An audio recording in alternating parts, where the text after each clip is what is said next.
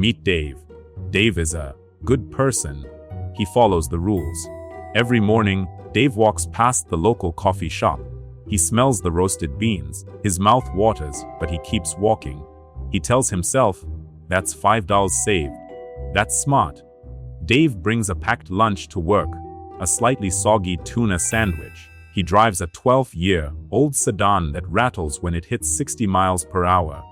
He has a savings account with $15,000 in it, which he calls his safety net. Dave feels responsible. He feels disciplined. But there is a problem, a big one. Dave is 35 years old, and his net worth hasn't moved in 4 years. Last month, his landlord raised the rent by $200. The cost of groceries is up 12% since 2023. His safety net buys less today than it did when he started it. Dave is running on a treadmill that is slowly speeding up. He is sweating. He is sprinting. He is denying himself every small pleasure. But he is slowly flying off the back. Dave is a victim of the good boy financial model. He is doing everything his parents told him to do, and he is slowly going broke. Why? Because Dave believes in 3 specific myths. 3 lies that sound like wisdom, but are actually mathematical poison. The tragedy of Dave isn't that he's lazy. It's that his effort is misapplied. Imagine you are trying to empty a swimming pool. Dave is using a teaspoon. He is moving incredibly fast, his technique is perfect, and he works 12 hours a day. Meanwhile, the wealthy guy next door, let's call him Sam, just pulled the drain plug. Dave believes in myth 5 wins, the Latty factor. He truly believes that wealth is built by cutting small expenses. He thinks that if he suffers enough today, by skipping coffee, he will be rich tomorrow. Dave believes in myth 2 cash is safe. He keeps his money in a standard bank account because the stock market is risky and real estate is scary. He thinks a $10,000 in the bank is $10,000 of safety. Dave believes in myth 3 income equals wealth. Dave is chasing a promotion at work. He thinks if he can just go from 60K to 70 UK, his problems will vanish. He focuses 100% of his energy on his salary. Here is the brutal truth. Mathematical wealth is not about how much you save on coffee. It is not about hoarding cash. And it is not even about your salary. It is about velocity. Let's look at the math that is destroying Dave's future. Let's break down myth 5 when C. The ladder lie. Dave skips his 5-hour ladder every work day. That is roughly 20 days a month. 5 times 20 is 100 a month. Over a year, Dave saves $200. Congratulations, Dave. You have saved enough to pay for 1/3 of a dental emergency. Now, let's look at Dave's big 3 expenses: housing, transportation, and taxes. Dave pays $1,800 a month in rent. He pays roughly 25% in taxes. He pays for gas and insurance on that old car. If Dave spent 5 hours negotiating his rent, or optimizing his tax structure, or moving to a cheaper apartment, he could save $300 a month. To equal that 300 savings, Dave would have to skip 60 coffees a month. The math shows that micro-frugality has a terrible return on effort. Dave is spending 100% of his willpower to save 1% of his income. This is equation A. Now let's look at myth 2E, the inflation silent killer. Dave has the $15,000 in a savings account yielding 0.01%.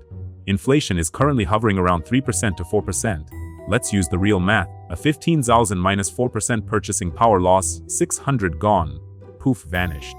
Dave saved first $200 by skipping coffee for a whole year, and inflation just ate half of it while he slept. He is suffering to save money that is actively rotting. This is the melting ice cube theory. If you hold an ice cube in your hand, you technically have the ice, but every second you have less of it. Cash is ice. Now, myth 3, the tax drag. Dave works harder to get a raise. He gets a $10,000 raise, but Dave lives in a progressive tax system. The government takes $12,500 of that raise immediately. Inflation takes another chunk. Dave's real wage increase is minimal. Wage income is the highest taxed income in the world. By focusing only on salary, Dave is playing the game on hard mode.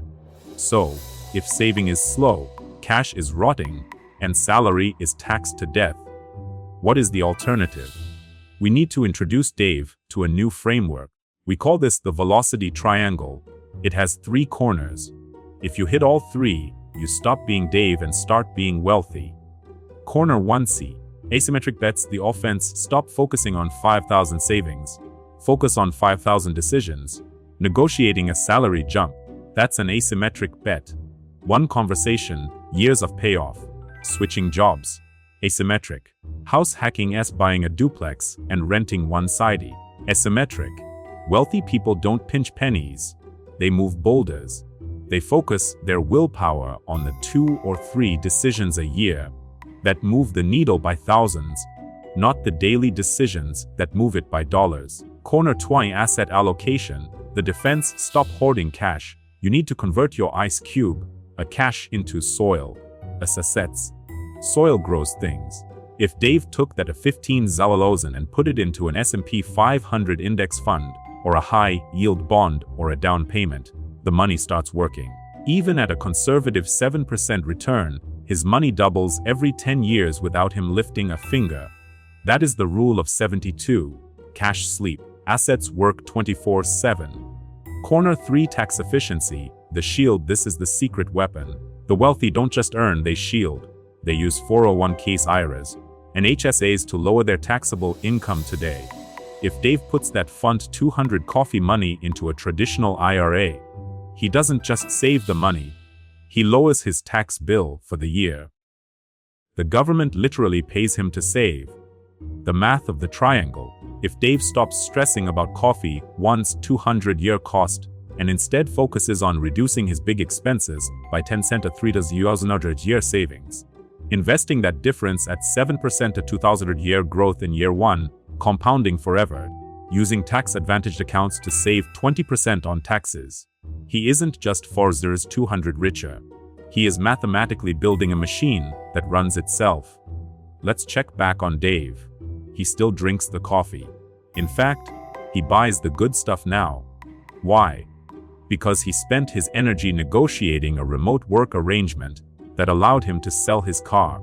He took the 15,000 out of the safety net and bought a rental property with a partner. He isn't working harder. He isn't suffering more. He just stopped using a teaspoon to empty the pool. The myth is that you are poor because you buy lattes. The truth is you are poor because you are focusing on the wrong numbers. Don't be busy, Dave. Be strategic, Dave. Stop saving pennies. Start allocating capital. And if you want to know exactly how to set up that asset allocation corner we talked about, click this video here where I break down the 3 fund portfolio. Thanks for watching, and I'll see you in the next one.